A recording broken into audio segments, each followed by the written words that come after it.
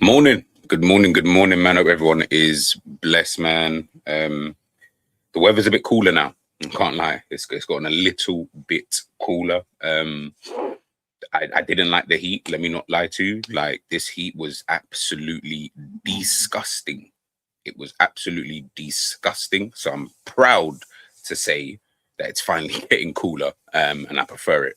Like, this kind of temperature I can deal with. Do you get what I'm saying? Like, I can deal with this. This one's a bit more easier to manage. What was happening over the last couple of days, over the bank holiday weekend, nah, miss me with that, man. But yeah, man, big up to everybody. You already know. I said yesterday that I just want to talk a little bit of tactics. I've tried to shy away from it for quite some time this season, especially with Liverpool. Just yeah, it's just not been fun. It's just not really been that good in terms of talking about the team, and I think tactically as well. Trying to almost like second guess what the manager wants to do, and then getting angry at him not maybe doing things in a certain kind of way. I think we all have, to be honest with you. Certain games, obviously, we know Liverpool's been outrun God knows how many in times this season.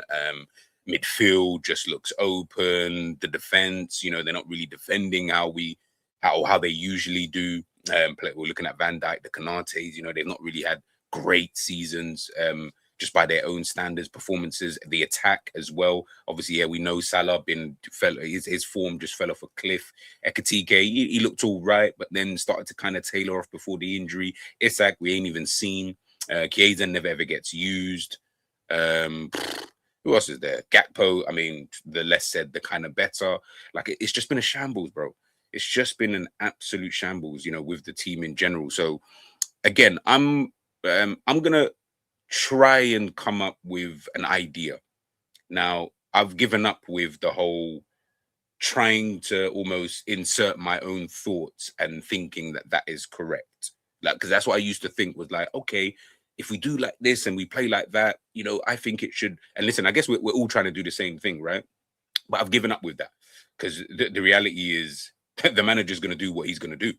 Ultimately, he's going to sign the players that I guess the club or him want to sign, and they're going to play in the way that I guess he wants to kind of play. I've tried, and I'll show you guys obviously in a minute. I've tried to use what I think he wants to do alongside what I would like him to do, and then maybe trying to just kind of mesh the things together. Ultimately, I think he's going to be here next season. So I feel like the quicker we get used to that, the better.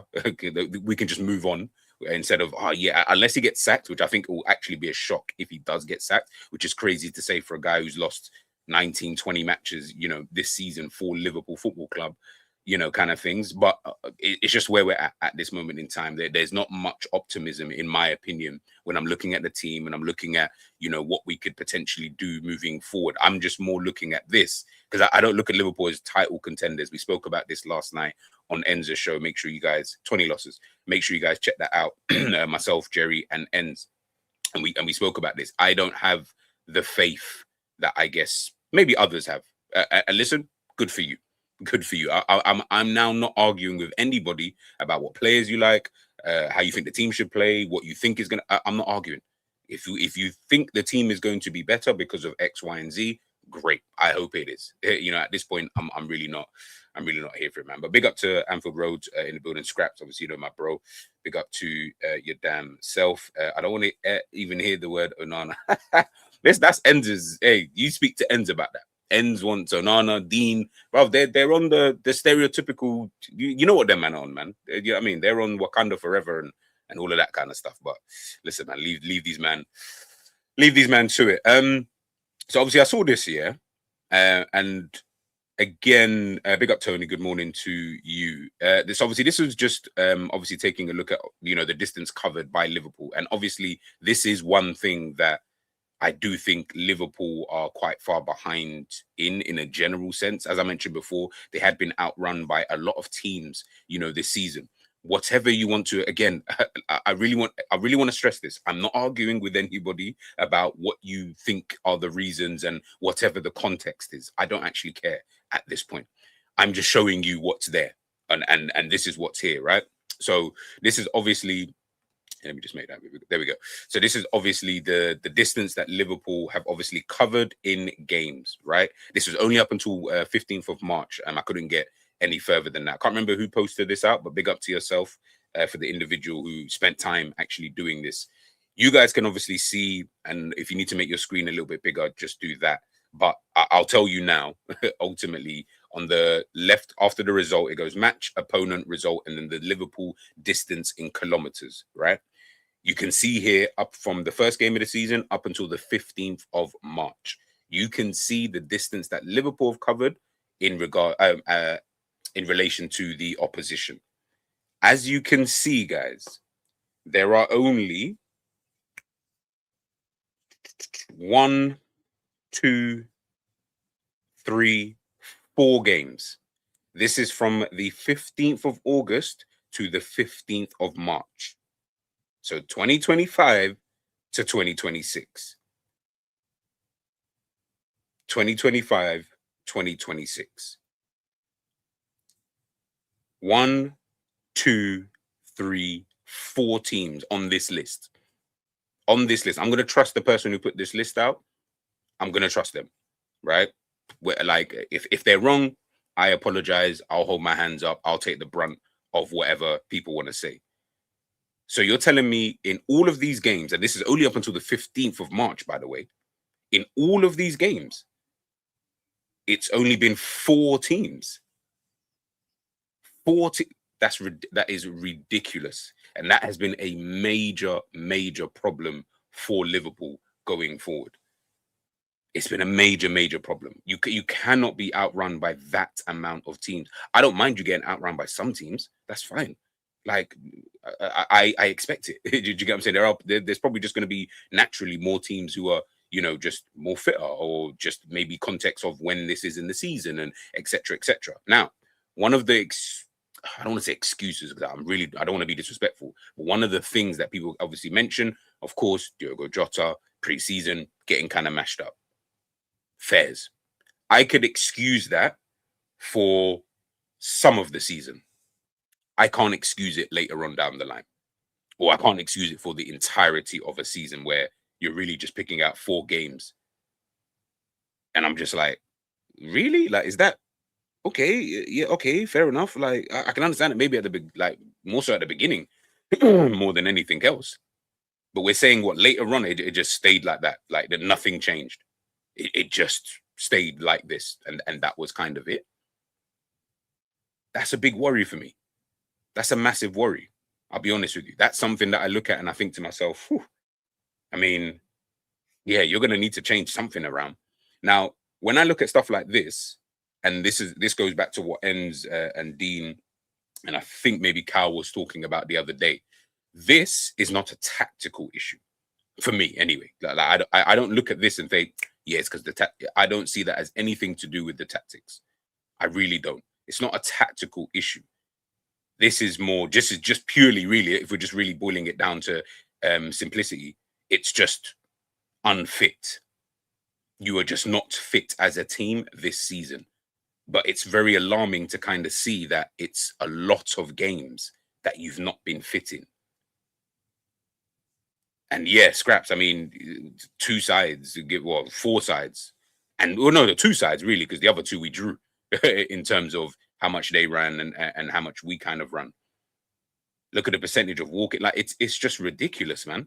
It's really, really ridiculous. So that's one thing that Liverpool, above everything else, in my opinion, above the signings, above, like, and again, this is why I say it doesn't really, I don't feel like it's going to matter what signings you make. This needs to be sorted out first. This can at least be, this doesn't need signings. This doesn't need N'Golo Kante. This doesn't need Claude Makelele. This needs to be sorted out on the training pitch. Now, obviously, Liverpool have got, well, I say Liverpool, the world has got a World Cup coming up. Is that now going to hamper? Are we going to have this same excuse next season? Like, are we going to be going through the same conversation again come the end of the season? Oh, yeah, Liverpool got outrun. I don't think next season we can use this as an excuse, because everybody's got it now. Everybody's going to have the exact same problem. Doesn't matter if you've got 1 player, 10 players, 7 players, 3 players. Everybody's got the same issue of the World Cup is here. So we're all gonna have to deal with this, whether you like it or not. I don't know. I don't know. I'll let you guys kind of, look at that yourselves and decide on what have you. Another thing I looked at, Arne Slot squad use. Now, one of the things that I'm not going to say he said, because I can't remember if he said it. Maybe he has, and maybe someone can find the quote for me. But one of the things I remember that was being talked about with Arne Slot was the fact that, he's someone who's going to be able to manage the squad quite well. He can work with a certain number of players, whether that's, I don't know, 14, 15 or whatever. He doesn't really like a big group of players, a bit like Pep Guardiola, to be fair. Pep Guardiola don't really like loads of numbers. He likes to work with a smaller squad, and at least in that way, he can kind of rotate. And I feel like in that kind of instance, you then allow for yourself to have quality players coming off the bench, but the quality level of the team doesn't really drop off, kind of thing. As you guys can obviously see here, I mean, yeah, Scraps, I'm asking the same question. Look at the games that these players are playing. Some of these players are playing. Now, I can understand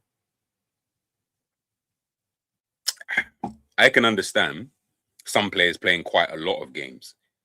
But I mean, Virgil ain't dropped no games.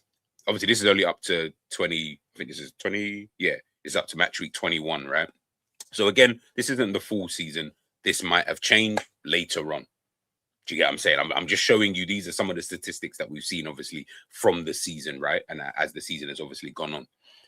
Van Dijk, Szoboszlai, Konate, really, Gravenberch, Allison, but again, I expect kind of thing for him to play. These guys are playing a lot of minutes. But let's go down. Now, some of the players, obviously, Elliot's not here. Trey Nyoni, not using him enough. Endo, listen, I may not rate Endo like that, but you ain't even using him. Rio, you only started to use him towards the back end of the season. Chiesa, I don't even know what that is. Like, as in, just terminate the contract. I think it would just be easier for everybody. Joe Gomez, again, he was injured. Cool. I can live with that. Frimpong, been in and out with injury. But again, yeah, it's just been a little bit weird, right? Isak, injury. Bradley, injury. So then I'm looking more so from Curtis Jones upwards, right? Jones. I'm still baffled with that one. I still don't quite understand why he's not being used more than a McAllister, for example. Like, why is it that Jones just doesn't feel like he's really a part of your first team kind of plans? Like, to me, and again, this is where I might be wrong, and I don't mind holding my hands up. I thought Jones would actually be a perfect player for you because of the way that I thought you wanted to play. Fair enough. Obviously, Ekatike is there. Salah, yeah, I mean, Gakpo playing a lot of minutes. McAllister playing a lot of minutes.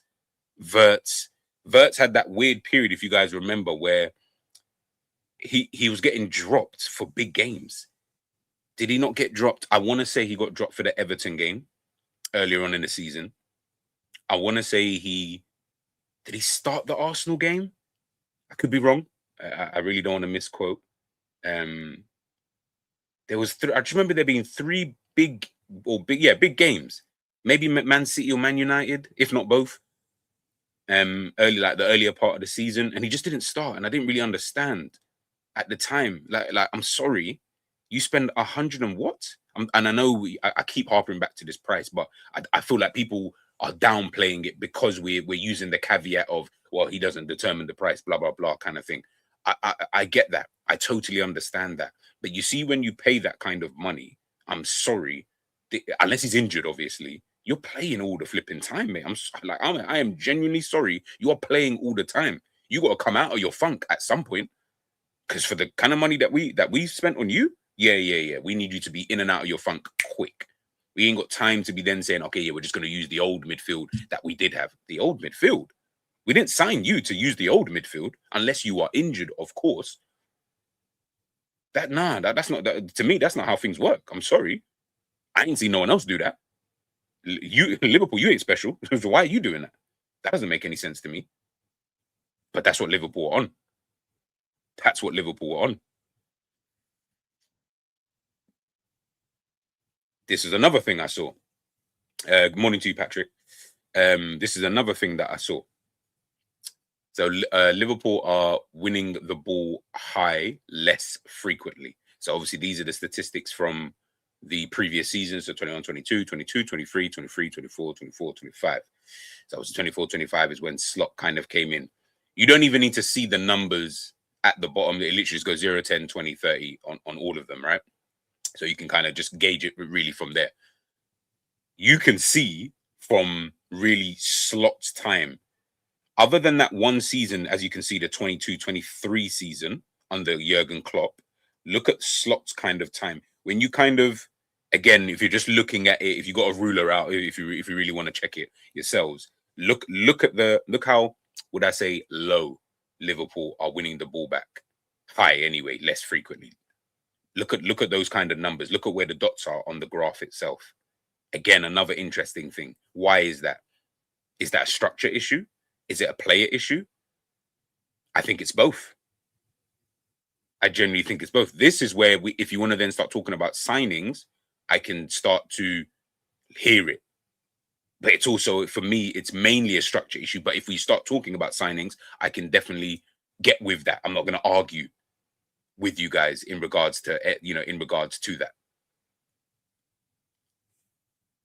I'm just showing you guys these, all the metrics you guys can, this is on Athletic. You guys can check this out for yourself. I'm just showing you all of, before I go into like my own tactics and all that kind of rubbish, I'm just showing you all of this because my thing isn't necessarily about what players would I sign. Hence why, and I will do a video talking about the kind of players I would like for Liverpool to sign. But the reason why I've shied away from that, or the reason why I haven't spoken too much about it, is because a lot of what we're seeing here, and why I wanted to show everybody, isn't necessarily a player issue. This is a structural issue. Sort the structure out before you worry about the kind of players that you want. Sort that out. And I'm talking about the fundamentals. I'm not talking about the little intricacies and, yeah, maybe if you had Pedri in your team, then maybe your team, okay, fair enough, of course. Yeah, if you have these kind of players, then yes, ultimately you will be able to do certain things a bit better. But we're not even doing the fundamentals correctly. We're not running more than anybody. We're not pressing better than anybody. I don't care about the players that you sign after that. I don't care, because you need to sort this out first. And I know and I don't want to go back to it, but Klopp was pressing with Adam Lallana, Divock Origi. What was that first game against Spurs? We saw that game. He did not have the luxury that Slot has. He never had that. So when I'm seeing it now, I'm just like, even last season, towards the back end of last season, and you guys can see it here on the graph for yourself, you can see, yeah, it was kind of like, it was okay kind of thing. Like, it still wasn't as good as Klopp's, but that's not a problem. I've got no issue with that. It reached, like, what I say, a little bit of a high. Look how much it dropped. That was in the 24-25 season. Guys, this has been going on since last season. This ain't new, because as you guys can even see, towards the back end of last season, towards now, and then looking on to this season, look at it. It's kind of level anyway. We're almost doing the same things. So again, when we're talking about, oh yeah, but we lost Diaz, we lost Nunez, it doesn't matter. This is what I'm saying. It doesn't matter. We had those players, and look how bad it was then. We've lost those players, and now look. Nothing's really changing, is there? We're seeing that nothing has really changed that much in terms of Liverpool's overall kind of play. It's mad. I feel like I'm ranting, but it's just frustrating. It's just so frustrating when you're trying to talk about these kind of different things. This I obviously got up because I wanted to more take a look at like Liverpool's structural kind of issue, especially this obviously against Galatasaray, right, in the Champions League at the early part of the season. Liverpool have had at this game problems facing man to man. It's just problematic. As soon as it happens, Liverpool they just shit the bed completely. Don't know how to handle it. Don't know what to do. It's just all over the gaff. Now, one of the things, and this is where a Florian Wirtz comes into the picture. One of the things that we looked at, or Slot looked at, obviously Wirtz being that kind of spare man in the middle of the park, right? Dropping deep. And listen, it annoyed me at times, but whatever. As long as we get the rotations and stuff like that within the midfield, cool. I can somewhat live with it, right? You can see here, Wirtz dropping deep for the ball. Obviously, that creates a spare man in the midfield. Now, Would I say problem Liverpool had, which is something I'm going to talk about later on in the video? One of the problems that Liverpool have is that they're not good at the rotations itself. I almost feel what you've got with Liverpool's midfield is that if you're just talking individually as players, as much as I think they're not good, they are good. They are Premier League players, right? They're Premier League winners at the end of the day, right? What you've got is there's some level of individuality with these kind of players. Now, again, is that structural? Is that a player thing? I'm going to still say both, but I'm leaning more towards the structure. These players as individuals, I think, are fine. I think they can do their own job. If they are given one job, like you just do this and this only, I feel that they can do that. Now, how that then relates to the team isn't in that. We're not a Barcelona, and I have to use Barcelona because we're not a team or a club that has this ethos where it doesn't really like you can still do what you do, but you need to understand that the ethos here is we play tiki-taka and we want to, move the ball around, keep possession, etc., right? We don't really have that kind of level of ethos. I know Klopp has installed some kind of ethos in terms of high octane kind of football, but obviously Slot don't want to do that. So Slot's now done a 180 and he said, yeah, I don't really want all that high octane football. I almost want to slow it down, almost like a Barcelona essentially, right? Or a pre-Hansi Flick Barcelona, where let's slow it down. Let's do this. Liverpool's problem is tempo. And in that midfield where everything is just slow across the entire team, but if we're just talking specifically with the midfield, you can have things like this where a Florian Wirtz, yeah, he can drop deep, not a problem. The problem then comes in is when he gets pressed by an Adam Wharton or a Kamada, for example, in this picture. Is Alexis McAllister smart enough to be able to get himself into a position to offer that kind of, would I say, quote unquote, outlet? Is Gravenberch? Not really, in my personal opinion, or I've not really seen it enough to really gauge it. And to me, that's obviously going to then be a massive issue. This is obviously in the pre-season. Something that Enz is obviously talking about. Savage has spoken about that, like, this is where they kind of felt when they saw this. Well, not this specific game, but when they saw the pre-season in general, they just weren't really feeling it. I can understand when I'm going back, looking at the tactics, looking at the games and watching the highlights and etc., etc. Again, Liverpool play slow football. The tempo is so slow. You would think in this situation that Liverpool would be somewhat calm, somewhat. AC Milan scored from this goal. And as the arrows are showing you guys on the screen, it wasn't a difficult goal. They didn't bop Liverpool off the park. They didn't do a madness. It wasn't Barcelona, Man City, PSG football, where they're popping you and you're just like, you got runners going left, right, centre, and you don't even know what's going on. It was very simple to break that Liverpool back line. And Liverpool got 3 players back there. Bearing in mind, at this shot, you can see, and that's another thing that annoys me about Liverpool, the gap between defense, midfield, and attack at times is so massive. You can have a situation whereby you've got Pulisic, Loftus-Cheek, and Leao. Pulisic and Loftus-Cheek are sitting in that gap. They're sitting in the gap behind my midfield. Morton, Szoboszlai, Wirtz, Elliott, Ngamoa. What are you all? Salah. What are you? Where? Like, let's take out Ngamoa and Salah, right? I'm going to just use Elliott, Szoboszlai, Morton, and Wirtz in this situation. I don't even understand, like, as to why they are behind you. Like, even in this moment, I still don't get, why are they behind you? You've left the team where now it's really a 3-on-3. I mean, Robertson, yes, maybe you can add him if you really want to. So we'll say that we've got an advantage. I'll say Liverpool have got an advantage in this situation, 4v3. I might give you that if Robertson can get round quick enough, but we know that he can't. So the reality is it's really 3v3. And when you've got Leao and Pulisic versus Stevenson, obviously this in this match, versus Stevenson and Gravenberch, yeah, I know who's winning that race. I know who's winning that race. And guess what? They won that race. And it's exactly this, Scraps. Loads of possession, and it's almost for no reason. We're keeping the ball in areas. And that's why when we look at the stats and stuff, and people are like, yeah, but... And it annoys me because I've seen quite a lot of people trying to use that as like a a way to prop the team up, right? You start talking about, yeah, but Liverpool got loads of the ball and this, that, and the third and blah blah blah. Cool, yeah, Liverpool got loads of the ball and they will do. Liverpool having the ball is not the problem. It's what are they doing with the ball? That's my issue, or should I say, that's everybody's issue. Because what the fuck are you doing? I'm sorry for swearing. I know it's early in the morning, but what are you actually doing with the ball?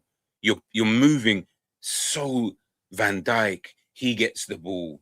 Then he starts waving his arms around because nobody's moving. Again, rotations within the team is not there.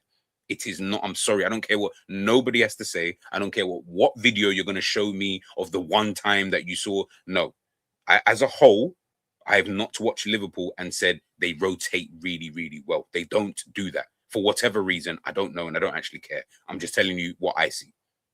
They don't rotate well. And because they don't rotate well, this is what you get. You get a loads of these situations where Liverpool do have possession. As I said, Van Dijk, he picks up that. Watch, just for evidence, just watch Van Dijk when he gets the ball sometimes. Go back and watch some of the games. He gets the ball, waves his arm about. He points to someone to move to. Like, sometimes it's the Kirkes, yo, you move there, or sometimes what do you mean, bro? They should already know that anyway. But okay, I've got no beef with that in itself. But he's always pointing, yeah, you go here, okay, yeah, you go behind me here, blah blah blah, this, that, and the third. When that actually does happen, sometimes the ball might even come out to the wide right, and it'll go to like maybe Szoboszlai as an example, right? Even though I don't know where the right back is, but cool, it goes to Szoboszlai. Now Szoboszlai gets the ball. He's also gesturing as to, yo, I need someone to pass to, and now he has to go back. When he goes back, now Van Dijk or Konate has got the ball. Now it just goes between the centre backs, and then we're just moving the ball very, very slowly. It's like it's very surgical. You're almost trying to be too precise, and unfortunately, you do not possess the players that allow you to be that precise. So maybe it could work with a different set of players. Maybe. I don't know. So that's where, again, I can look at both structure and the players. But at the moment, you don't have that. So why are you moving the ball so slow? I really, really don't understand. I really, really don't understand. Slot got fed up of hearing it was Klopp's team. So this season, he did the soonest and ripped up everything and basically buried us. Yeah. Yeah. So this is midfields. Talking about the midfield. It's a big cup, right? This is obviously the midfield of other teams. Now, I've just picked out loads of teams, right? Loads of teams. Let's say loads of teams. I think there's about, I got 5 teams on there, in 6 including Liverpool. I just want you to look at the midfielders of these teams. I'm going to flick through them and then I'll show you Liverpool's. Now, just also for context, this is from all of their last games. This is from each of their last matches, right? Patrick, furthermore, Slot does not seem to value the youth players, choosing instead to blame injuries. We won the Carabao Cup using academy players with VVD only. Is he not aware of that? Hey, you know what's crazy, yeah? Speaking on that, just before I go on, what's so funny about football is that you obviously live and die by your decisions, right? And it's ultimately those decisions that will inevitably either drown you as a manager or you'll be praised for it. If Rio next season plays more, does really well, standout player, for example, one of the standout players in the team, in the league, he'll look at this and be like, I told you. He will look at this and say, I told you. What was everyone stressing about? This is what I had planned. That's the beauty of football in itself. Like I say, you could live and die by these kind of decisions, kind of thing. But so this is Chelsea midfield, right? So you got, I think it's Enzo, Cole Palmer, who played in the 10 in that game. Obviously, he's just further than Joao Pedro, and I think that's Moises Caicedo, right? That's Chelsea. This is PSG's. This is just, like I said, this is just in their last games. I just screenshotted it because I was actually intrigued. I was actually doing this for something else, and I ended up finding out something else as I was doing this. So yeah, I said, I'll show the viewers for yourselves. This is PSG's midfield. As you can see, I think it's got Beraldo. I can't remember who it is, Vitinha and someone else, right? Cool. I think Fabian Ruiz potentially. I can't remember, but That's their midfield. Those are the 3 midfield players that I've circled there, right? Can't remember exactly who they were. This is Man City's midfield. Man City got 4 midfielders in there. I think it was Reinders, Phil Foden, Nico Gonzalez, and I want to say Bernardo Silva. That's their midfield. This is Arsenal's midfield. Go. You've seen it. Zubimendi in there. I think maybe Norsgaard. Can't remember who the other one was. Cool. That's their midfield. This is Aston Villa's midfield. You can kind of see Aston Villa probably, out of everybody here, they've probably got the team where you can actually see the shape of their team, give or take 4-2-3-1. You can kind of just see it. Attacking midfielder, Morgan Rogers. I think in this game it was Lindelof, and I can't remember who the other one was in the team. Cool. Now I'm going to show you Liverpool's. Take out Gakpo, because I shouldn't have circled him. 8, 38, and 10. Why are they in that position?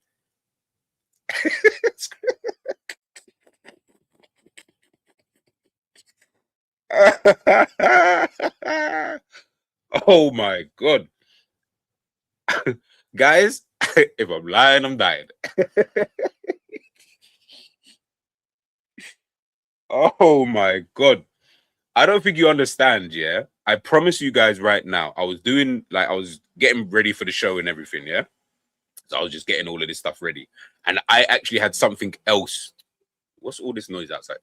I actually had something else planned in terms of the midfield and stuff like that, right? I wanted to talk about another thing. It doesn't actually matter now. And then I started looking at it. I was like, let me just... So I picked teams. I picked ends. I promise you. I promise you ends. After your stream yesterday, I was just picking... and I genuinely just went random. I said, let me just pick... Obviously, I said PSG because obviously that's one team that I like and respect. I was going to put Barcelona in there, but I said, nah, forget it. I picked Chelsea. I picked Villa. I feel like I also missed out. I had Brentford in there as well, but maybe I didn't put it in here. But you guys can see the thing. So I'm going to go through that again. This is Chelsea. This is PSG. This is Man City. This is Arsenal. This is Villa. This is Liverpool. Like I said, don't worry about number 18. I shouldn't have circled him.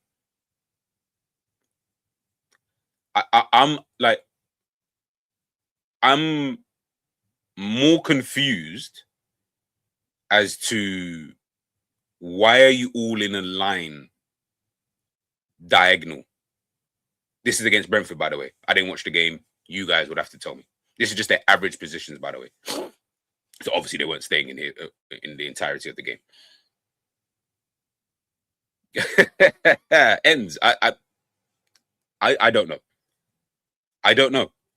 If you want to, we can do that later on. We can do that later on. Like I said, evening time, I'll be free. Yeah.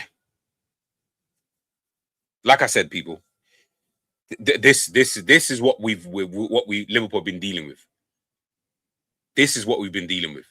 So when I then say about the players, I'm not looking at this as a player thing. This is a structural issue. You need to sort out this. Forget signing Lamine Camara. Forget signing Kvaratskhelia for all I care. It doesn't matter. Adam Wharton, Elliot Anderson. It doesn't matter. If this is your structure as a team, you are fucked regardless. You are so fucked. It's unbelievable. Like I said, I'm just here to show the people the evidence. What you do with this evidence is totally down to you. Totally down to you. And yeah, Patrick, 100%. But do you understand why now I don't care who, like, and I have to keep stressing this. Do you get why I don't care who you sign?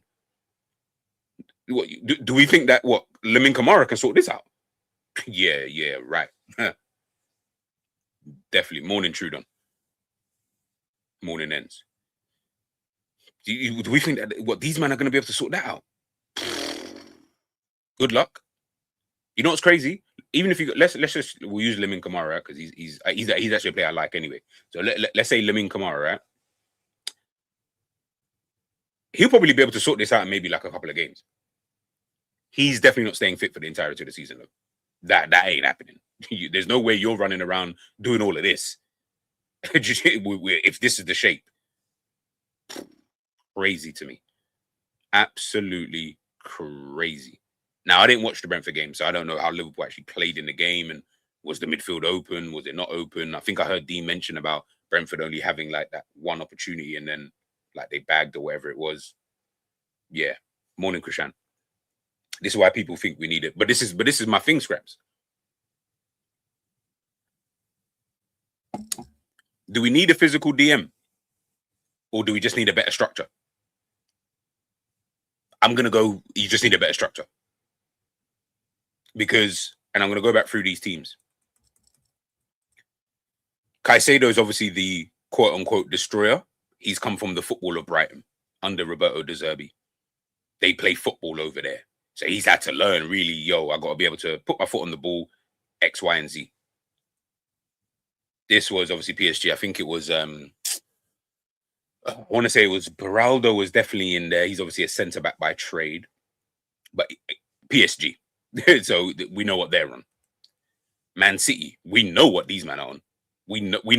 Even if they do get Enzo Maresca, they're going to be on the same thing, which is I need you to be able to play football. I don't care about that destroyer stuff. I'm not saying having a destroyer is not a bad idea, but you almost literally need Caicedo, someone who can literally play football and is very comfortable taking the ball from a centre back and still able to just do the destroyer thing. Obviously, he's far better at being a destroyer, and I hate using that word, but he's far better at being that type of player than he is, would I say, someone who's good on the ball. But yeah, it's just one of those.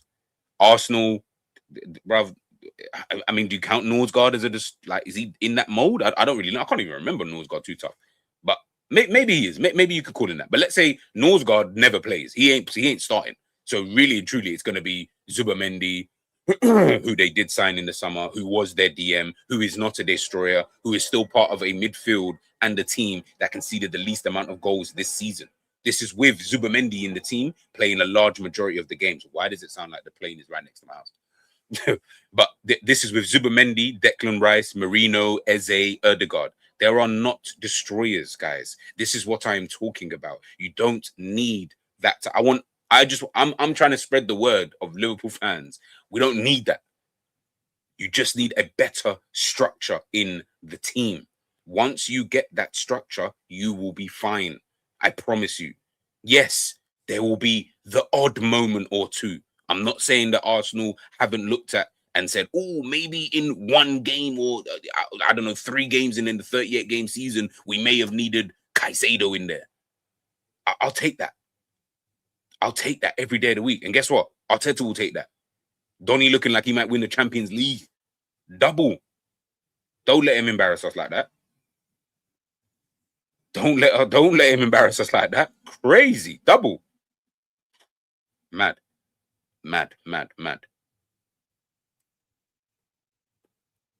This with a double pivot.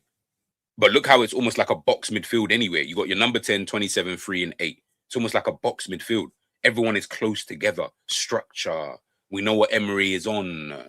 We know what he wants to do, guys. We understand what he wants to do. We understand what Arteta wants to do. Chelsea's the only one where I don't even know because they've had too many managers. So I'll say Chelsea are the anomaly here. PSG, we know what they want to do. Man City, we know what they want to do. We can watch all of these teams. We can look at these average positions, and we understand straight away. I get it.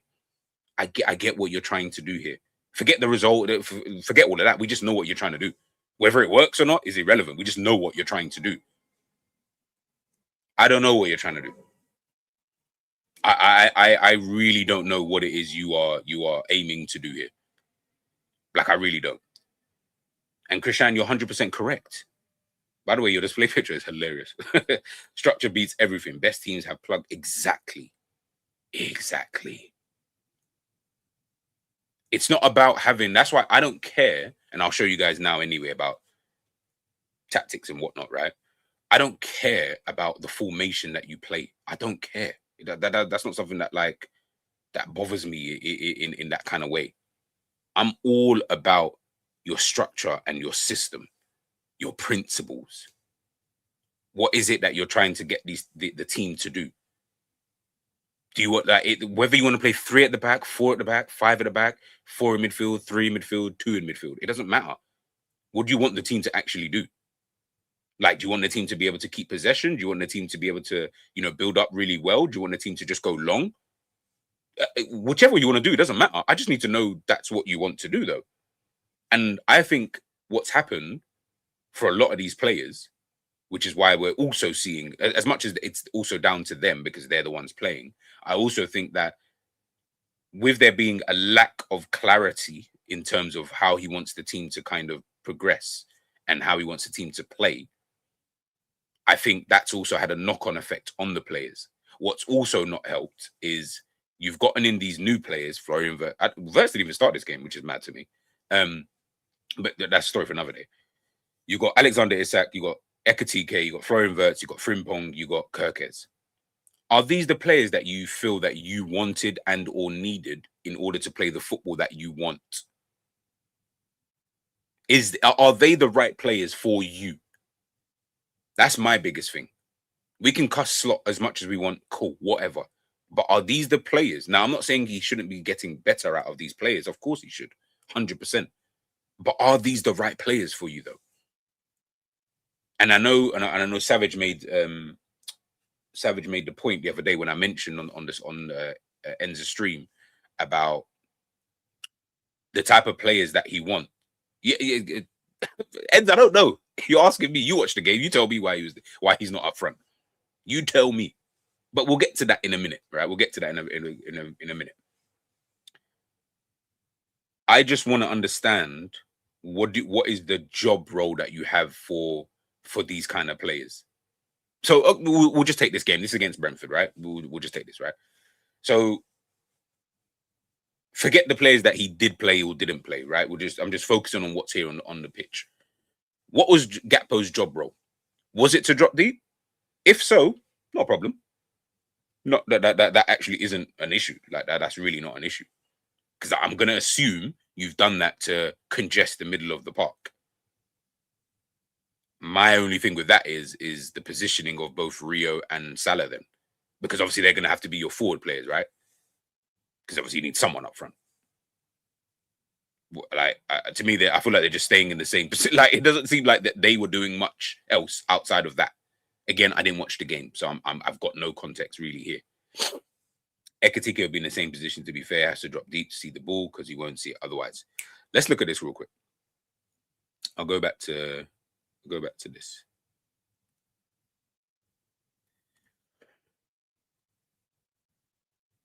And I always keep talking about PSG, and I have to because they're a team that we just have to learn from because I actually genuinely believe he wants to play that style of football, right?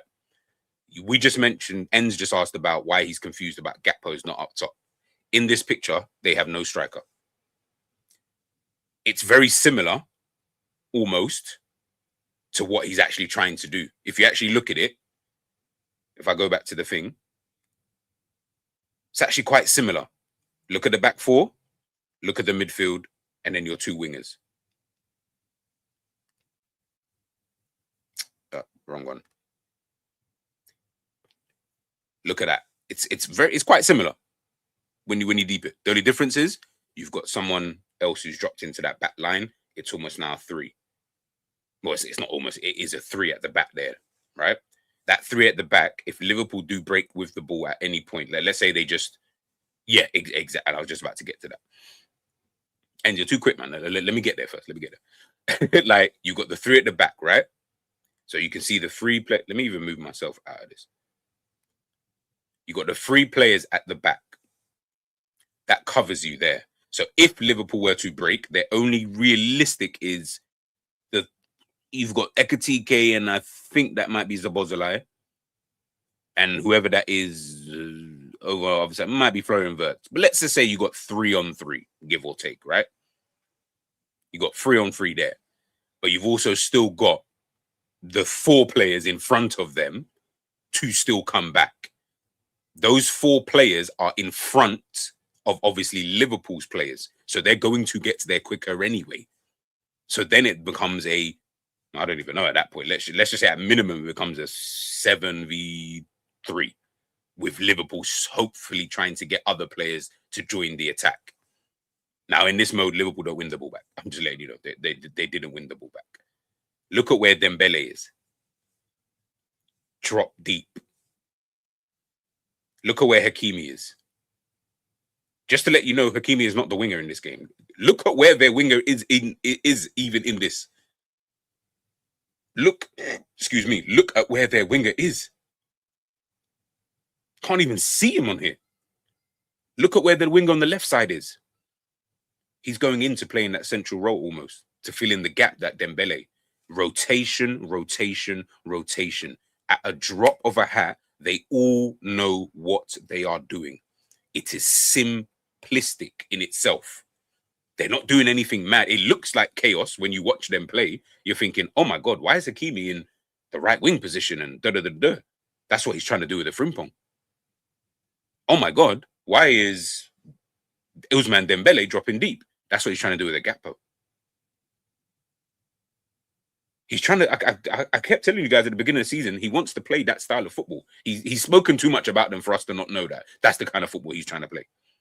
Obviously with a few differences here and there, but that's the football that he's trying to play. That's the football he's trying to play. You haven't got the players to do that, unfortunately. And I don't think you've got I don't think the team has the mentality to do that. Something that Jerry didn't speak specifically about that, but he spoke about mentality last night.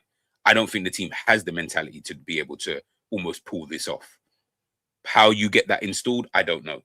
Ultimately, I feel like you just got to be able to buy into whatever the manager's asking you to do, but they're not doing that. It's against Liverpool again. Look at where Hakimi is. When Hakimi goes wide, winger goes in. When the winger goes wide, Hakimi goes in.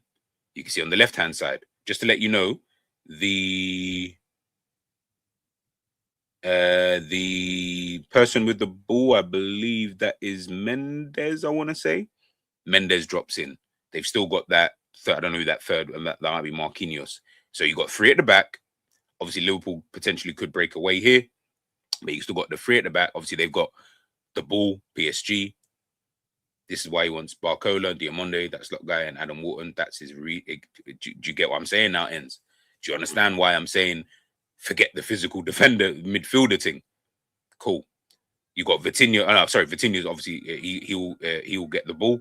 Vitinha, as we know, ultra comfortable in possession. So the team trust, and this is where I say buying into what the manager's asking you to do and getting specific players, right? The team trust and know if he loses that ball, Liverpool could break away here, and it'll be, I'd say 4v3 in Liverpool's favor, right? They trust him wholeheartedly. So even if he does lose the ball, it'll be more of a shock than anything else. Can we honestly say there's anybody in our midfield that you say, yeah, in this position right now, that you would say, hand on heart, I trust you? I could probably say Jones at best. And sometimes I feel like he lacks the concentration. But if I had to pick someone, it would probably be Jones. I definitely ain't trusting Gravenberch. I 100% ain't trusting McAllister. And I feel like Szoboszlai, I just don't see that. Not say he couldn't do it. I feel like maybe he could do it, but it's Jones. Jones is the answer.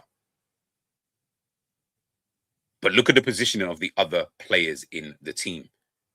That's the key for me. Forget it, at the back there. That's cool. It's look at the positioning of the other players. You see, Vitinha's got the ball. Look at the gap.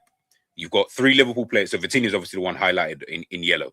You've got the three Liverpool players there. Whoever that is obviously running to Vitinha to get the ball. Who is that behind that player? I don't know who that is. He is in open space. When he gets the ball, he has now got options. He can either drive or he can pass left. Once he passes left, you've just opened Liverpool up, and you haven't even had to do a madness. You haven't had to do a madness, because now I think that's Virgil looking like he's about to break his line, which he does all the time. He just does his own thing. Virgil probably looks like he can sense that that ball is going into that player there. Okay, Virgil, don't do that. I'm just letting you know, Virgil, don't do that. Because you see, if you go, obviously you're not going to get there before the ball does, right? So once that player gets the ball, it's either you're going to get there quick enough to just harass him, but if he is able to turn It is curtains because you've now just left a gap behind you, which is something that does happen quite a bit with Liverpool. But guess what? You've got the player out there on the left-hand side. That would probably be the safest ball if he's able to get that ball. Yeah, no. You know what it is with Jones, yeah? You know what it is with Jones, right? I've always thought, anyway, the kind of football, like with Klopp, I always thought with him, it was like, you like, that kind of football is just not your style of football, right? That's just how I always kind of looked at it. But then on the flip side of things, you're not really being used here. So I'm almost, I'm honestly, I'm just really of the belief of, I'm just like, bro, I just think it's better for you people to just leave. I understand. Obviously, we look at it and think, oh yeah, but it might hamper the team and da da da da. Da. But I'm like, but is staying helping him? Like, is it even beneficial at this point? Like, is it doing anything for us that he's here? Like, I don't feel like it's benefiting us in that kind of way. Do you get what I'm trying to say? Jones is the player that I look at in the current team that I'm saying, why are you not utilizing this more? What you don't want to see happening is he goes to Inter Milan, he goes to a Barcelona. I'm not saying he'll go there, but like he goes to one of these teams, and then all of a sudden he's just freaking balling out, and you're just like, oh my god, like why is he doing that? And you're just like, well, yeah, he was always able to do that. Do you get what I'm saying? Like that's not far from the kind of football that he likes to play anyway. Do you get what I'm trying to say? It's very close to the kind of football. So and ends your, then it's what I'm saying. I just understand if he wants to leave, bro, you can just leave. Like, do you know what I mean? Like, I'm not. Why are you begging it to even stay at this point now? You like, do you even like the manager in that kind of way for you to even want to stay? Do you feel me? So yeah. Sorry, I'm just scheduling. Not scheduling. Ends got a stream at 11 o'clock, guys. So after this, I've just put the redirect literally on now.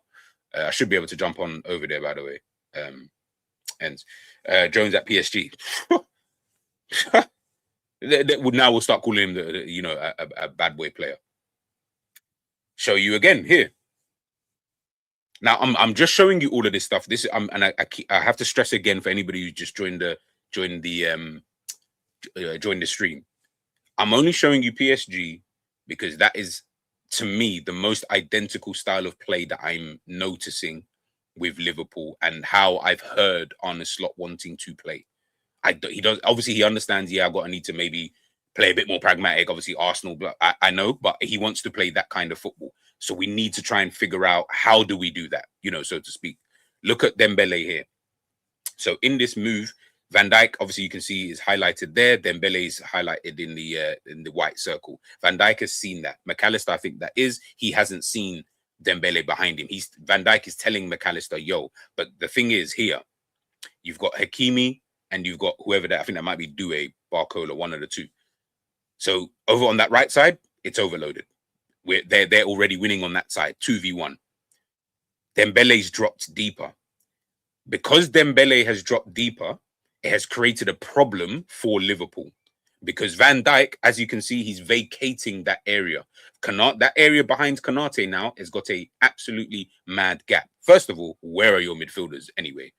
One of them looks like he's just ball watching at this point, and he's just attracted to the ball. So he's now going to leave Dembele. Hence why Van Dijk is screaming at him to try and get him. Yo, listen, I know the ball is there. I'll worry about that. You worry about Dembele, because if he runs, I'm pissed. I'm super pissed. But as you can see, even on that left-hand side, it's not like PSG are outnumbering Liverpool or anything like that. It's only going to take a couple of passes. You know why? Movement, rotation, simple movements as well. Simple. It's not difficult, guys. Like I'm not asking guys for Liverpool to play in some fucking intricate. It's not hard. It's not hard. I promise you, it's not that hard. You just need the players to buy into it, and I just think they're not. This is Liverpool again, obviously against Inter Milan. This is the game that they won 1-0. They're quite pragmatic in the game. They won the game. I'd say, yeah, it was a decent performance from Liverpool. Probably one of the better performances that Liverpool obviously had in the game. One of the things I was just trying to highlight, look at Inter Milan's midfield. You can already see the triangles there. In fact, there's probably like 1, 2, almost 3 triangles in there. That's their midfield, right? You know what that three triangles does? Because Liverpool's midfield again doesn't rotate, is not very close enough to each other. The other players don't get close enough. Isak, which is someone that we need to have another conversation about another time, he stays up there mad isolated. He ain't getting involved in all this anyway. He just wants the ball, right? Cool, whatever. So let's take Isak out of this. You got Ekatike there. You've got, I think that's Robbo. I think that on that left hand side, and whoever's on the ball. Maybe it's Robbo. I can't remember who that is, but you got those three players in this left hand side, right? And then you've got, I think that's McAllister looking like he wants to try and make the run. Liverpool are going to get crowded out in this position, just to let you know. They're going to get crowded out in this position. They're going to get overrun. They're going to get, they're going to get overloaded, in this position. It's just gaps and spaces. Like I said, it's individuality from these players where I'm just like, you're all doing your own thing. Like, it doesn't really make sense. Like, you're all doing things that maybe you are good at, but it doesn't help for what the team's trying to do. So now we're looking for some next level individual quality in order to, it boggles my mind. It honestly just boggles my mind. It really, really does. It really, really boggles my mind. I'm gonna go through some of these comments and then I'll show you guys the last bit, and then yeah, we'll wrap it up there. Seeing some of this here. The Jones prop is mad, especially for a guy who don't get picked in World Cup or Euro squads. Yeah, but I don't feel like, I don't feel like that's a slight on him. He wouldn't have deserved to, obviously, when you got the player Elliot Anderson, Declan Rice, Jude Bellingham, is it Morgan Rogers in there? I feel like Morgan Rogers was there. Like, I feel like where else would he have gone? Do you get what I'm saying? No, maybe Henderson. Not maybe, Henderson. If Joao Neves was a Liverpool player, you man would say he's small and not suited to the Prem. Yeah, don't say you, man.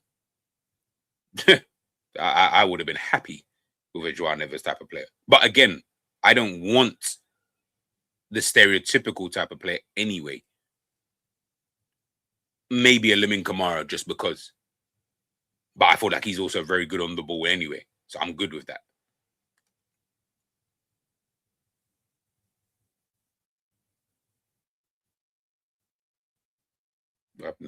You man are mad.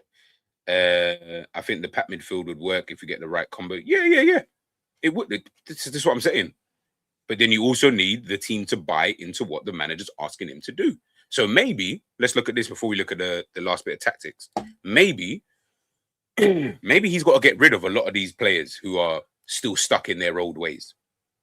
Maybe that's a problem. Maybe Enzo will potentially speak about that later on this morning. Maybe that might be an issue that he looks at and says, yeah, I need to get rid of some of these players because they don't fit what I'm trying to do, and they don't really fit where I'm actually trying to go.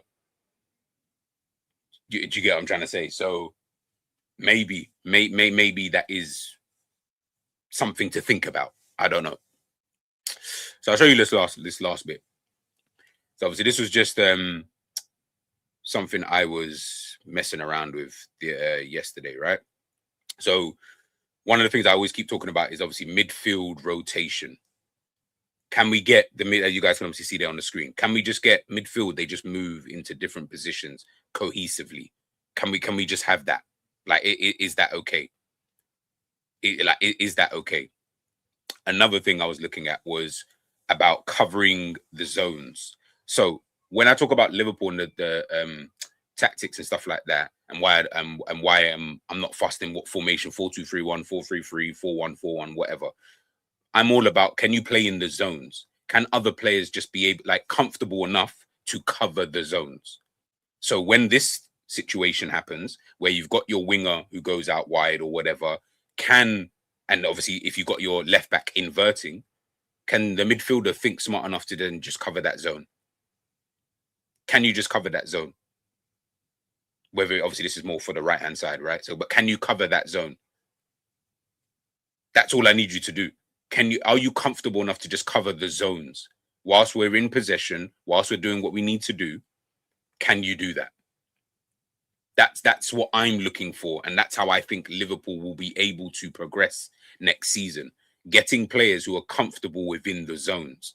Hence why, like as you guys can obviously see here, having this obviously spare man and stuff like that. When, say, for example, the centre midfielder is going to pick up the ball, you know, from the goalkeeper, can we move the ball quick enough? Can we move the ball quick enough? Because then all of these things that are happening now, where you're seeing the right back push up, you're seeing obviously their man is obviously coming out to close that centre midfielder, coming to close the other centre back. He's coming to close the other centre back there. Guess what? We've got 2 men free. By the time they, or let's say these, even if those 2 other players push up, as I'm showing you here, if you move the ball quick enough, you could also potentially get that ball out to that left back over there or the left winger, depending on who it is. Can we move the ball a little bit quickly? That's obviously a big thing for me anyway. Liverpool definitely need to move the ball far quicker than they are moving it currently. Definitely need to move the ball quicker, because ultimately what you're doing is, because Liverpool, in my opinion, because Liverpool's tempo is so slow, what's happening, I feel, is that your tempo is so slow. When you do get in forward areas, the tempo almost remains the same. Sometimes obviously it quickens up, but it almost remains the same at that same kind of slow tempo. So when you lose the ball for whatever reason, or we have to reset, the goalkeeper, I don't know, picks the ball up from across, or sorry, gets the ball from across, and the other team is moving quickly going the other way, you get caught out. Because in the time it's gonna, like, remember, they're going at full pelt on the attack, as we saw with Bournemouth, as an example, with the first game of the season, when Semenyo was just running, just cut through. Liverpool slow. When Liverpool got into that final third, it's a bit slow. It's not quick enough. Like, it's just, yeah, all right, cool. And Bournemouth, phew, that was it. Like, that's all they did. It was just phew, and then they were already in. Semenyo's already there, and all it took was just Semenyo to run from one place to another. It's not even like he had to even pass the ball. He was able to dribble with the ball quicker than we was able to get back, because he had that much space. Man can knock the ball a bit forward. You know, when you run, but you just knock the ball a bit forward, that's all they were doing.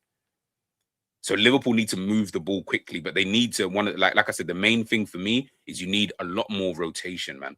I'm just so tired of the kind of static or the slow rotation. And then you're wondering why the opposition is already now set to then stop you from making passes and stuff. Of course it is. Of course they're going to be set. What did you think they were going to be? Do you know what I mean? What did you think it was going to be? I mean, when your team is looking like this in terms of midfield, you're, like I said, you're fucked regardless. You're actually fucked. You're actually fucked. It's just crazy, man. It's just crazy. But yeah, so yeah, that's just kind of my thinking and how I feel that this is how I would be trying to fix Liverpool. Like I said, I'll say it again. I will do a show. Show or video, depending on how I feel. If I do a video, I'll drop it this evening. If I get time, where I'll look at players that I like, players that I think can help with what I think Liverpool should be doing.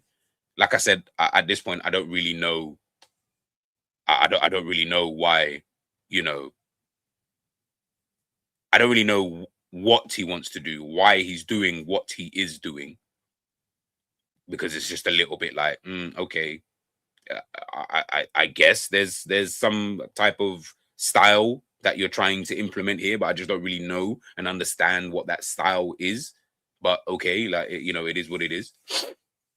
But yeah, so there are a few players. I would actually like to know, if you guys can tell me now before I head on that. If you got any questions, anything like that, please drop them into the chat. But I would like to know, like, what kind of players, now that I've spoken now for the last hour, what kind of players are you guys now thinking? You might still be thinking of the same players, by the way. Like, I just want to know in general, like, what kind of players is everybody still kind of thinking of? Like, what players? Like, I'm having, well, I was having this discussion with someone, and the manager told Grad to be more advanced. And I'm telling you, Arne Slot is legitimate. I was having a discussion with someone on Twitter just earlier on, and he was talking about, and like I was talking about Anthony Gordon, right? So I'll the cat's out of the bag. That's one player I would sign for Liverpool.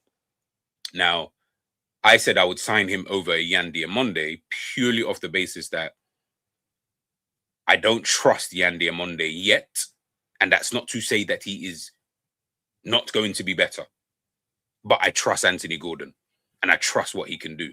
Now, his rebuttal was obviously he's only got, I think it was like 8 non-penalty goals over. Yeah, I'll get defensive midfielder, but I'm just using him as an example.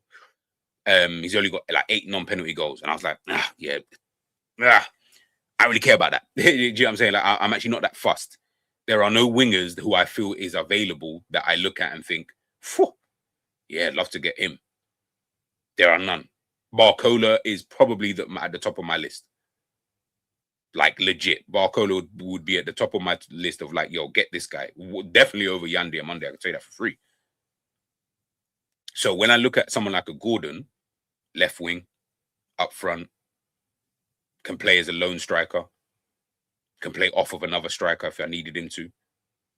I just don't see why everybody is almost scoffing at someone like an Anthony Gordon.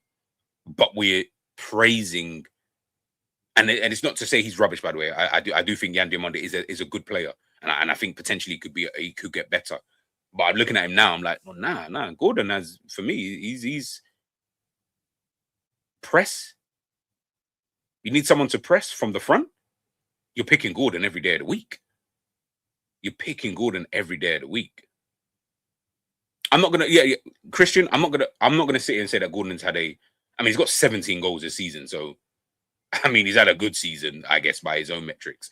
But I'm not gonna say in terms of performance-wise that they've been, that he's been great. I definitely have felt this season his performance levels have dropped. But I also look at that and think to myself, I actually feel that because Tonali's the same, Bruno Guimaraes is the same. I feel like all of their performance levels have dropped, but that's more to do, I feel, with the team, with the manager and the kind of structure that's kind of gone on there. And I just think that they've all just hit poor form at this kind of same time. Like Liverpool, you've all hit the same poor form at the same time. Are all of these players as shit as we probably think? No, they're probably not. They're probably a little bit better than what we have been seeing. But I feel like with Gordon, that's just really what it is, kind of thing. You know what I mean? He's bailed them out of trouble a lot of times this season. I feel like he worked well with Voltemada. I don't know what the beef between Eddie Howe and Voltemada is. They look like they got beef. So yeah, but I feel like Anthony Gordon is a player pressed from the front. Liverpool fans, all you've spoken about is we don't have nobody presses. Guess what? I'm telling you, there's a guy here who can press. I'm telling you that there is a guy who can find the back of the net. Is he going to get me 30 goals, 25 goals? I don't think he would. I think he'll get you more goals than what he's getting currently. Or similar, should I say. So he's getting 17, so let's say similar amounts. I feel like that's fine. I genuinely feel like that's fine. He takes on his man. He's good on the ball. Like, I don't know, man. Like, big up to that person, by the way, who I was conversating with. I think they do quite a lot of stats and stuff like that, and I really do like their content. But I just disagreed with him on that. Like if I had to pick between him and Diomande, but Diomande can play right wing. So guess what? Sign both. And I think that was my rebuttal, was just sign both then. Sign both. Now you can have your presser and you can have your guy on the right wing who can do whatever it is you want to do. But also you have a Gordon and you have a Yan Diomande or a Barcola, whichever one that you choose, who can both play on different wings. That's another thing that Liverpool we need desperately. I don't want a brother who, unless you're of a Elise level, like it has to be of that level in order for me to say you can only play on one wing. If you're not that level, brother, play both wings. Let's see what you can do on that side. Or you got to offer me something of the equivalent of like Doku, where from that left-hand side. And to be fair, Doku's played right wing enough times. So, but let's say he's predominantly playing on that left wing, right? We know what Doku offers us. And this is why when we talk about numbers and stuff, if you told me right now Liverpool could sign Doku, I'll say fantastic. That's probably the best signing that you could probably make on that left-hand side. Like Doku, someone who's going to terrorize, but he doesn't get numbers though. He doesn't have the numbers to back that up to be like, yeah, but he won't get you the numbers. He just won't. It is what it is with him. And I feel like Gordon is almost not in the same threatening way, but he's quite similar in what he tries to do. Yeah, El Mala, I'm going to do a scouting report on him because I'm seeing that Brentford want to sign him. I think they put in a 40 million euro offer. I feel like the club want more, but I literally see that yesterday. He's good too. He's good too. I feel like he's good too. I just don't feel like Yande Monday is all that and a bag of chips. But it is what it is. We got Covenant, man. Morning to you, morning to you. The market is trash, and in my opinion, Gordon is probably top 3 or 5. Yeah, that's what I'm saying. This is what I'm saying. Like, the market is trash. Like, so that no one gets it confused. I'm not sitting here saying that the market, like, I'm not saying here, like, oh, yeah, Gordon's my first. Bro, the market is rubbish. I want Kvaratskhelia. That's my market. That's the kind of player that I would like to see. I want Elise. But we're not getting those guys. So now I'm really fishing in the like, it's not even, it's a pond at this point. And the pond has just got dying fish in there. Couple you're seeing swimming around who are eating off the dying fish. Do you get what I'm saying? Like, it's a very bad market. So we don't have the luxury of some of these players. Bro, Ndai is not coming to Liverpool, bro. I would love Ndai. Like, he's another one. I would sign Ndai. That's why I've never even mentioned him, because I'm like, bro, Everton ain't selling to us. Or I mean, I can't see a world where Everton are going to sell to us anyway. Let's put you there. This ain't Nicky Barmby days. You know what I'm saying? Or Nick Barmby, should I say? For right wing, I'd rather Rayan. I don't feel like Bournemouth are going to let him go for cheap. I really don't. I like Rayan. He's another one I need to do a report on. But I don't feel like he's going to go for cheap. Yildiz, again, he's going to be the same prices. Okay, if I had to choose, I'll choose Yildiz over a Yande Monday. If I had to choose. Akliush. Yeah, he's all right. I like Akliush. He's all right. He's all right. Haug I've never seen, but Yildiz and Akliush, yeah. I probably watch more than you, but if we're being super honest. But yeah, now it's yeah, these are players who I would say are like these are players that I would say they are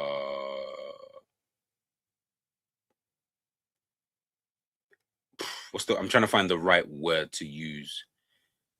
Depending on what kind of market you're shopping in, and depending on how much you're trying to spend, right? So when Yildiz is definitely not trash.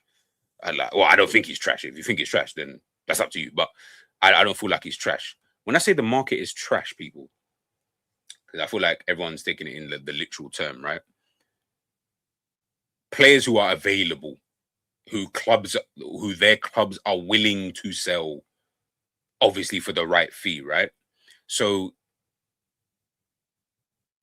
I guess everyone's got a price, right? Everyone's got a price. Like, you could probably buy anybody, really and truly, if you got the money to sign them, right? But when we're looking at the actual market of players in specific positions, so we'll use the winger position, right? I know the MMA football guy you mentioned there, Akliush, all these are good players, right? Never seen Haug before, but let's say Akliush and Yildiz, right? Those are two players. Yildiz more so than Akliush, but these are good players, right? How much do you think these players would even cost you? Like, realistically, like how like what's the kind of like number you think a player like a Yildiz would potentially cost you, right? How much is Diamonde going to cost you? How much is Rayan going to cost? But by the way, Rayan just joined the other day. I don't feel like Bournemouth are going to sell this guy. So when I'm saying it's trash, I'm like, yeah, it's trash if you're talking about value for money. If you're just talking about is their player, yeah, they're players. Thank you, Covenant. There's no real value in the players that you're signing. So, for example, Diamonde, one season, quoted 100 million euros, 80-something million pounds, right? Maybe you can get that down, whatever, cool. Likely you'll probably be able to get that 60, 70 million with some add-ons, right? There's no value in this market right now. There is none. So when you're having to overpay for some of these players, and by the way, I'm more speaking from a Liverpool perspective. So when we're talking about the market that Liverpool are trying to shop in, or I feel they should be shopping in, there's not much really there in terms of value for money. You're going to have to overpay regardless. So Gordon, Diamonde, Barcola, who I like anyway, but you're going to Verts. You are going to have to pay over the odds for these type of players, because you can't get the top donnies anyway. Those guys are almost untouchable in terms of the price that you'd have to spend potentially to even get kind of players like that. So now you're like, okay, if I can't get Kvaratskhelia, I'd have to get Barcola as an example. Barcola, I like Barcola, really good player. I'd sign him in a heartbeat. Not because he's nowhere near as good as a thing as a Kvaratskhelia, but how much is he going to cost you? Do you get that? Like Morgan Rogers, I like Morgan Rogers a lot. How much is that going to cost you? Adam Wharton, I want to sign Adam Wharton. How much is that going to cost you?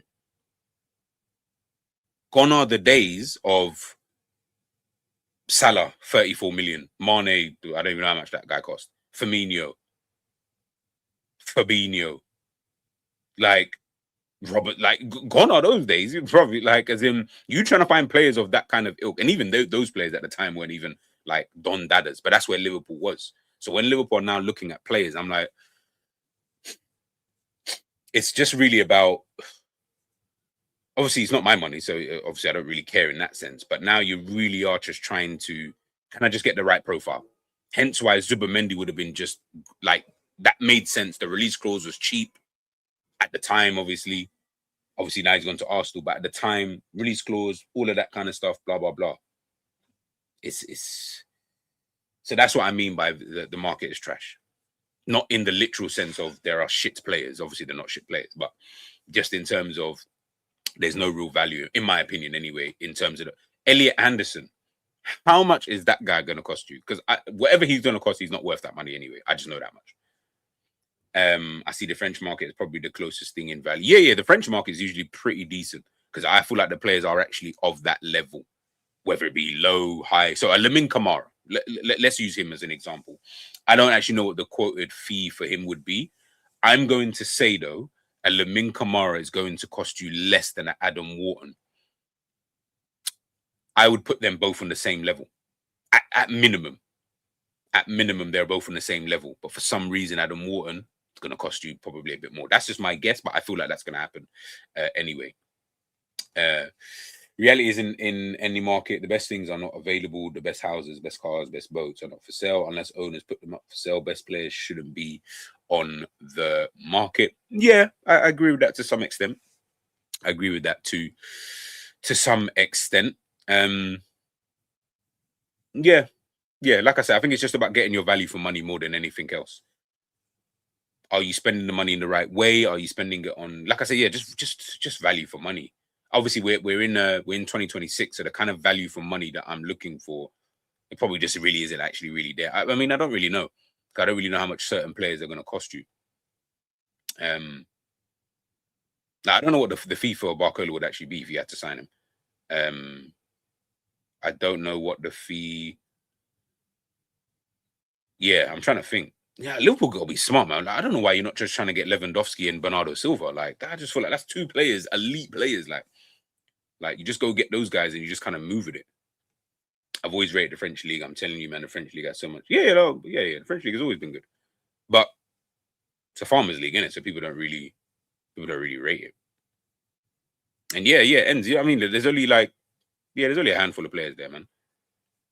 There's only a handful of players that like I put on that kind of level. But as someone just said there, in regards to social gains, yeah, what you're saying there about the market, you're 100% right. I definitely don't disagree. Like, the best thing shouldn't be available, but at the same time, I need to get value for money in what I'm trying to achieve.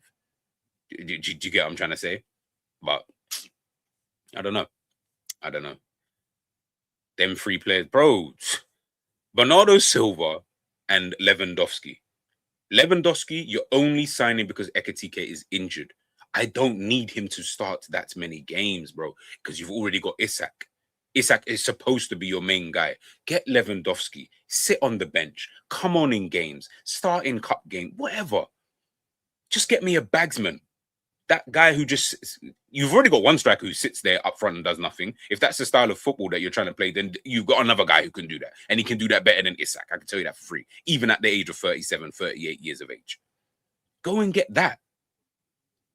That way you got, as Enz is saying, you got experience, you've got leadership, you've got players. What did Liverpool do before they started winning things? Let me go sign James Milner. Not because James Milner is a bad boy player, because he's not of that kind of ilk. He's a good player, but you know what I mean. He's not. Yeah, let's get James Milner. Why?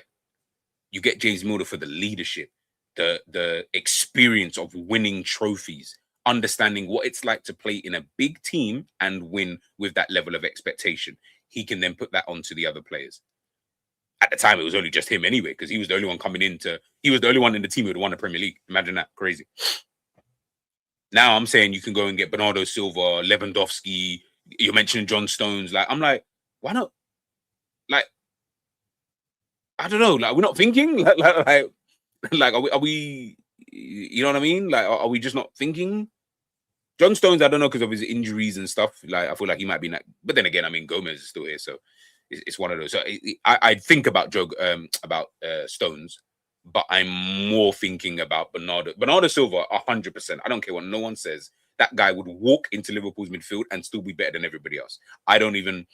To me, he is the perfect one to sign, because I just feel like he comes in and he is going to be a leader when he walks through that door, and no one is going to be able to chat shit to him anyway. Do you get what I'm saying? In terms of, oh, well, this guy, oh shit, like, I'm talking about a player that won a treble and has been one of the best players the Premier League has ever seen. Okay, yeah, I'll take that. Take that in a heartbeat.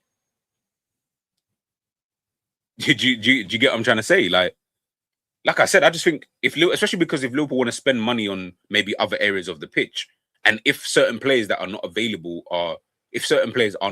sorry, bro, there's a couple free signings, man. There are a couple free signings that we should definitely be looking at. Yeah. So that's what I'm saying with Stones. It's a bit, he's missed a lot of games. So maybe not Stones. You know, we'll throw Stones away. We'll throw him away. Okay? And said it, to be fair. So we'll throw Stones away. But come on, man. Let me even check the free market. Check this quickly. Free agents 2026 transfer market. All right. Who? Right. Harry Wilson. Fucking hell, man. Harry Wilson on a free is definitely better. Have they? Can someone explain? Is Konate signed a new deal or not? Obviously, he's literally the first name that's on this list. You know, I'll show you guys actually, so you guys can see it. I mean, there's not that many names. I mean, Senesi, I generally thought he was going somewhere, but it doesn't look like he's going anywhere. Oh my God, Frank Kessie. I remember Liverpool fans. Oh my God, Commanders. Yo, Palace, man, sort that deal out. Don't mess around with that. I said I pray to the Lord, you know. Hey, yo, don't bring the Lord into this. Don't bring the Lord into this. Fees above 70 million don't make sense. You add years of service plus wage plus commercials. Above 70 million is poor return, in my feeling. Yeah, but social. This is what I'm saying, bro. This is why I get frustrated. This is why I'm like, I don't want to. If I'm going to spend that kind of fee, I need to know that this player is almost as close to. Obviously, we never know. It's football. I get it, but as close to guaranteed as I possibly can, as they possibly can be. I don't really want to spend it on a player where I'm like kind of second guessing whether or not I even really, I'm like, okay. And then we're going to be doing, and I know exactly what's going to happen. We're going to do but let's give him a time. And I don't really want to do that. I can't even lie to you. I cannot even lie to you. Let me see if I can share this real quick. Let's remove that. Share the screen, bro. There we go. All right, so these are the players, so you guys can see it. All right, so yeah, like I said, I don't know what's going on with Konate. Like you guys would have to tell me, because I've really not been clued up with that. Why is no one talking about Jules Koundé? Bro, nobody wants Jules Koundé for some weird reason. I don't understand why. Like, I don't know. Club would have just kept Robbo if they cared about experience. Yeah. But this is why we're having a conversation. This is scraps. This is why we're having a conversation, because I just think Liverpool are lost with a lot of things right now. identity, obviously on the football pitch, but also off the football pitch. I feel like they're letting two experienced players somewhat lead it on, somewhat the two leaders and experienced players leave. Potentially, I'm hearing Allison. We don't know, is he going to stay? Is he going to go? But let's just say he stays. Kanate, at this point, I don't even know. I didn't even know Kanate is 27. He's been here for time.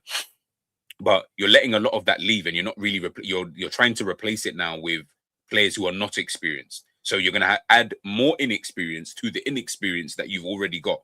That, to me, that makes no sense. I'm sorry, that makes no sense. So obviously, cool. We got Kanate, Vlahovic. I don't rate Vlahovic. I'm sorry. I like they're rubbish. Bernardo Silva. I'm sorry. This is my number one pick for the summer. Like, if I could sign anybody, I'm signing him over everyone else. This is a guy who could play in bare positions. Like, it is ridiculous. Harry Wilson. He's 29. He doesn't look 29, you know. He doesn't look. But then again, maybe it's because I remember his debut for Liverpool. Julian Brandt. I like Julian Brandt as well.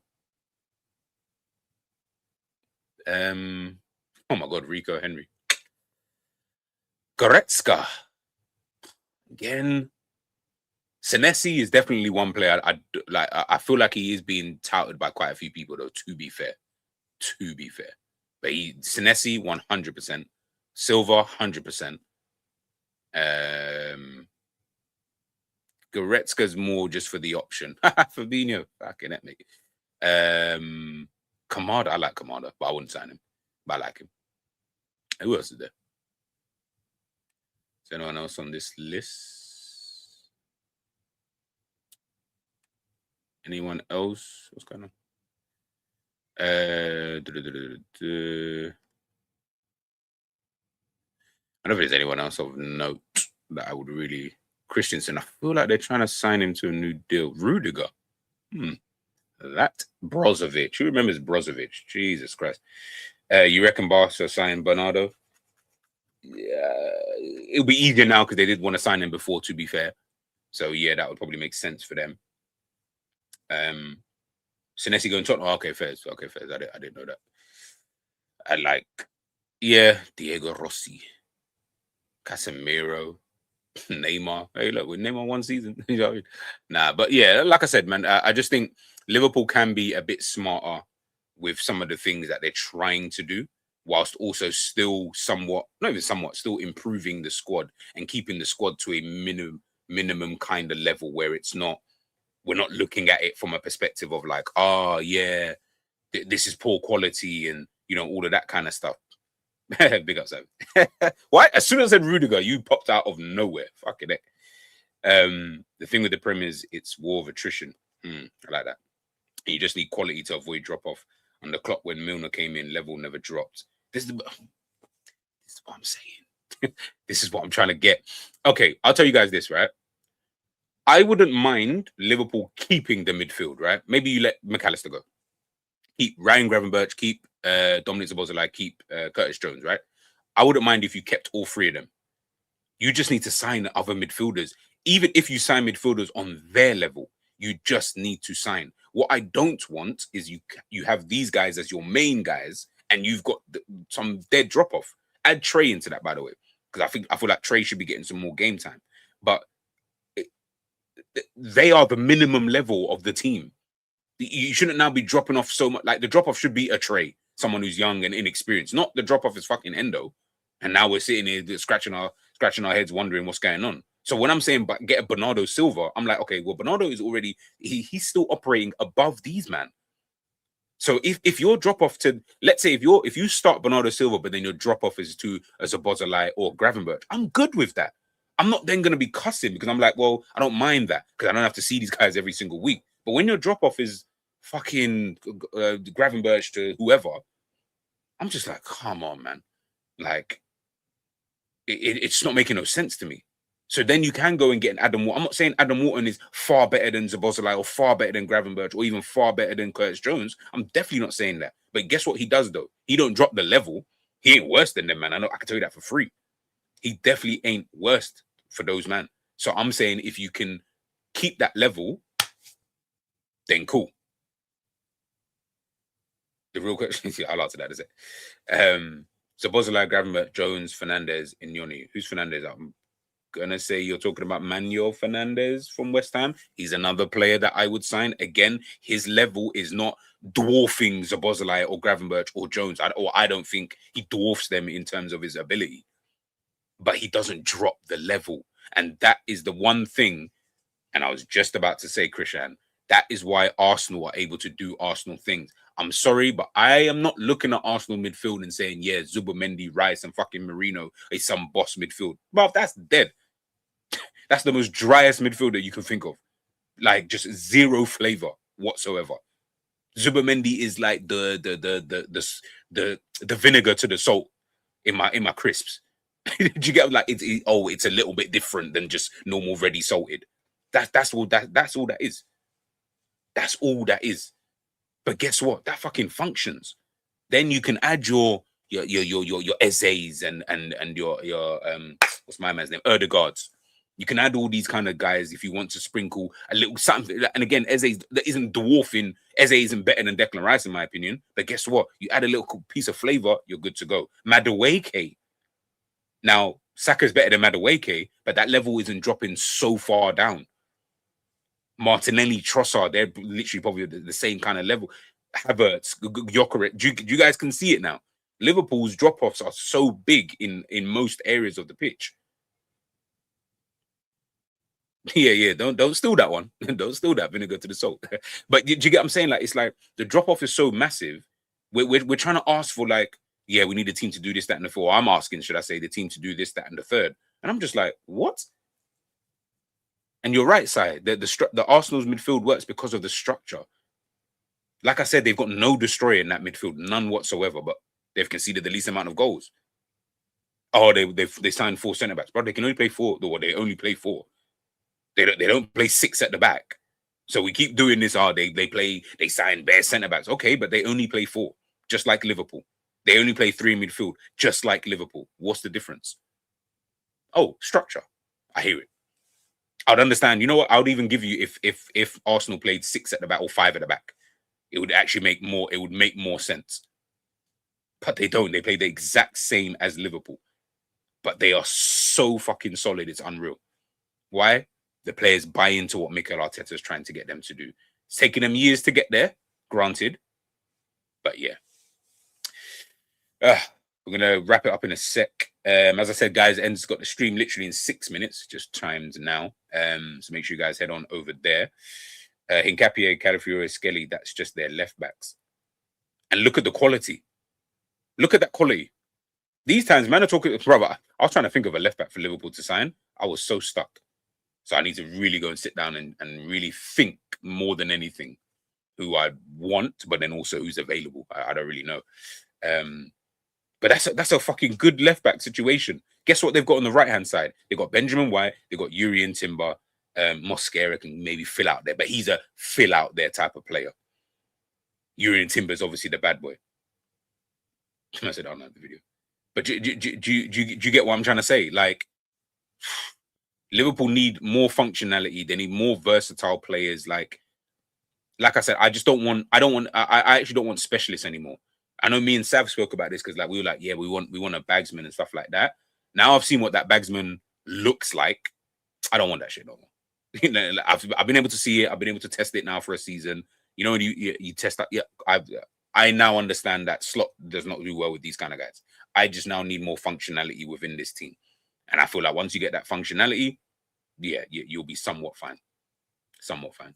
The real question is, how do we fix football content? Some man need to be released from YouTube FC. 100%. So for any of you YouTubers who are watching, I feel like you know who you are, to be fair. Yeah, I feel like you just stop. Just stop. Genuinely just stop. The content's shit. It's getting boring. Getting boring. Gee, I said this last season, people called me greedy. I'll take a look at him. Left back, 20 years old. I will definitely take a look at him. Yeah, guys, head on over to Ends as Sav said, unhype the video. Make sure you guys do that. Yeah. But yeah, with Liverpool, it's just, yeah, Yeah, there's just certain things that I'm intrigued to, like, I'm more intrigued than I've ever been about Liverpool this season. And it's just more because I want to know, what are you going to do heading into the summer now? Are you going to spend loads more money? Can you spend? I don't know. Like, can you spend some more money? Like, do you have that kitty in the bank where you can say, yeah, we can spend another 300 mil? Remember, I said to Ends 200 mil, but even the 200 mil, that's going to be wasted by like 2 players, give or take. So maybe it needs to be another 300, 400 million. Who are the sellable assets? Team's going to be going through a lot of transition, people. So I hope nobody's sitting here thinking Liverpool are going to win the league next season, because that is not happening. I'm saying this now on the 27th of May, 2026. Liverpool ain't winning the league next season. If they do, I will. If Liverpool win the league next season, bro, I'll buy a Liverpool top with.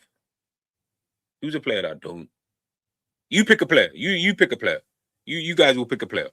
I'll buy a Liverpool top and I'll get his name on the back. Pause. We'll run it. We'll run it. But yeah, guys, I'll catch you guys over there on Enz's stream. Love to everybody. Obviously, you jumped in. There's been a lot of you. Christian, Side, Enz, Sav, Scraps. Buy Techic. I'll get Buy Techic then. Grab him, but yo, you better just pick it out something crazy. Whatever player you guys decide on, I'll get. If Liverpool win the league next season, I will buy that top and I'll get his name on the back. Calm. No worries. Big up M. Mizzy as well. You saw the World Cup colorway for Adidas F50 2-unit ream. I haven't seen that, you know. Brands in boot market are killing this time. Yeah, you know, that's one thing I'll definitely say. If you guys have seen the I saw the just quickly, I saw the advert with Drew Bellingham in the car with Lamine Yamal. Is it the Adidas advert? I want to say it's Adidas. I could be wrong, but I'm sure that was Adidas. Adidas are killing it with their adverts. That's one thing I will 100% say. 100%. Mamadashvili with the gloves. I'll get Mamadashvili with the gloves. I'll get Mamadashvili. I was gonna. There was a name I thought, but he don't play for Liverpool no more. I said I would have got him. I would have gotten him. I would have said Nunes, number 27 and all. But yeah. Adidas ads, yeah, they're on point. They're on point. But yeah, guys, I'll catch you guys soon. Yeah, look out for some more videos. Like I said, I will have. I'll probably do the video maybe tomorrow. If not tomorrow, I'll pre-record it. Let you guys know the players that I think Liverpool should be signing this summer. I'll probably go with just 5. And then obviously any extras will just be extras within themselves. If Liverpool win the league, this manager next season, I will gift memberships here. Or it's at Jersey. Say no more. You said it. We're here. Guys, I'll catch you in a bit. Peace. Much love. Enjoy the rest.